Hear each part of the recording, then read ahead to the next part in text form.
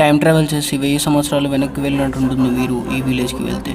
2024 వచ్చిన మన భారతదేశంలో కర్ణాటకలోని తుంగా నది వద్ద ఉన్న ఈ మట్టూరు విలేజ్లో ఇప్పటికీ సంస్కృతంలోనే మాట్లాడతారు. చిన్న పిల్లలు కూడా ధోతి మరియు షీకా ధరించి ఉంటారు. చెట్టు కింద గురు శిష్యుల పరంపరలో ఒక గురువు తన శిష్యులకి చదువు మరియు వేదాలను బోధిస్తూ ఉంటాడు. ఆ వీధుల్లో వెళ్తుంటే వేద మంత్రాలు వినిపిస్తాయి. ఇక్కడ వాళ్ళు చెప్పేది ఏంటంటే ఎవరికైనా సంస్కృతం నేర్చుకోవాలంటే ఇక్కడ 20 రోజుల్లోనే నేర్పిస్తారు, అది కూడా ఉచితంగా. కాకపోతే ఇక్కడ మీరు 20 రోజులు ఉండాల్సి వస్తుంది. విచిత్రం ఏంటంటే ఇక్కడ ఎలాంటి రెస్టారెంట్స్, హోటల్స్ ఉండవు.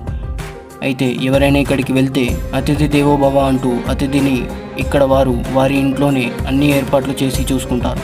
అంతేకాదు ఈ ఊరు కర్ణాటకకి 30 వరకు సాంస్క్రిట్ ప్రొఫెసర్స్ని ఇచ్చింది.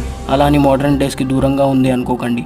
ఇక్కడ ఇంటర్నెట్ సదుపాయంతో పాటు అన్ని ఆధునిక సదుపాయాలు ఈ ఊర్లో ఉన్నాయి.